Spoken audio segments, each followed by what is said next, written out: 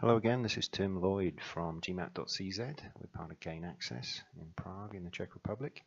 It's another high level and I would say at least 700 level quant question here from the legend that is Sandeep Gupta.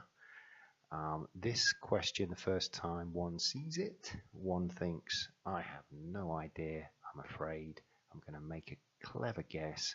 You never know, 20% chance of getting the question correct. But let's just pause for a minute and think about what GMAT's all about. GMAT is a reasoning exam, and yes, the more math you know, such as rules connected to number properties, geometry, etc., of course you're going to have a better chance because your brain can then see what needs to be done more easily. Now, the first thing I want to do is change the way we think about these questions. Whenever we see factorials, okay, we want to feel positive about that because there are some interesting things that are associated with them, but also we love units digit questions, okay, and that's actually a mantra that we teach our students. So first, two things to highlight. We love units digit questions because they're relatively easy, but we also love the fact that whenever we do a factorial of an integer greater than 9, the units digit of the result will be 0.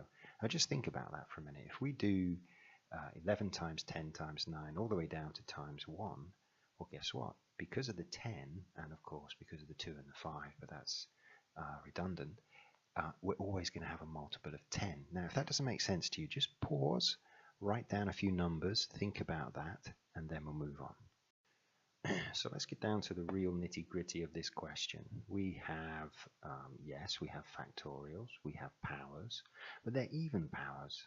And in fact, the units digit is going to be easy to find, as we've already worked out, because whenever we do 13 times 12 times 11 times 10 down to times 1, we now know, of course, it will be a multiple of 10. But there's something else going on here. GMAT very often will expect you to look at a complex question such as this and simplify it using classic quadratic equations. The relationships that we're going to see now come up surprisingly often in average, above average, in the 600s, above the 700s. And the only difference really is what are A and B, for example, in these relationships actually represent. Okay, so let's just focus on the numerator to begin with. We have 13 factorial raised power 16 minus 13 factorial raised power 8.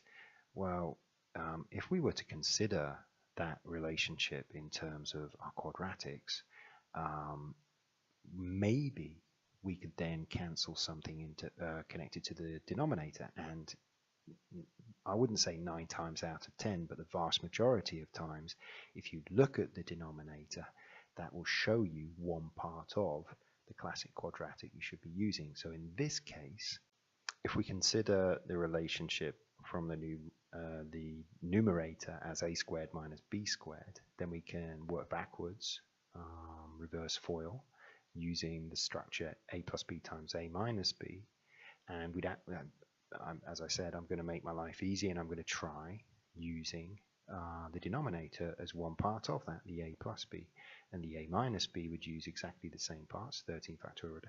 Here you go, it works. Okay, so now if you want to pause the video and double check the working that I'm doing here, do so. Take your time and then continue, and you'll see very quickly how this cancellation works, how it's so effective, and how it pretty much sets you up to then continue on to the final stretch, as it were, of this 700 odd level question. So let's do the cancellations. The denominator, which is now part of or a factor of the numerator, cancels.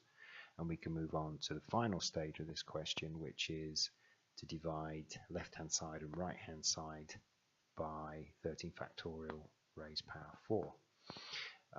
As I said, once you realize these steps, you do more and more of these practice questions, the fear of the unknown in GMAT really begins to evaporate. Here I've outlined exactly what I said before, so we know what a squared, b squared are, etc. So now we move on, we do our cancellations on both sides. If you reread the question, you'll see why we're doing that. And again, all I'm going to do now is factor something out from the numerator, our 13 factorial raised 8 minus 13 factorial raised 4. It's actually the denominator. Okay, so you factor that out and you can then cancel and eliminate the denominator, so you end up with this. Now, if that was too fast, take your time, pause the video, do that math. If you've got any questions, email me straight away. Now, we are only interested in the units digits, and this is why we love units digits, because pretty much we've done the hard work.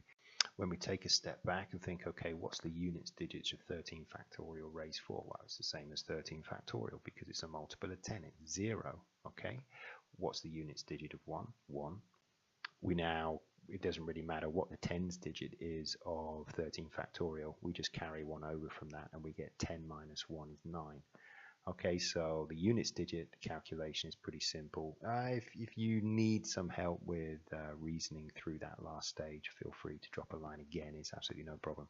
So the answer choice is E, job done. Yes, this question might take you a tad over 2 minutes. Sorry, not 4 minutes.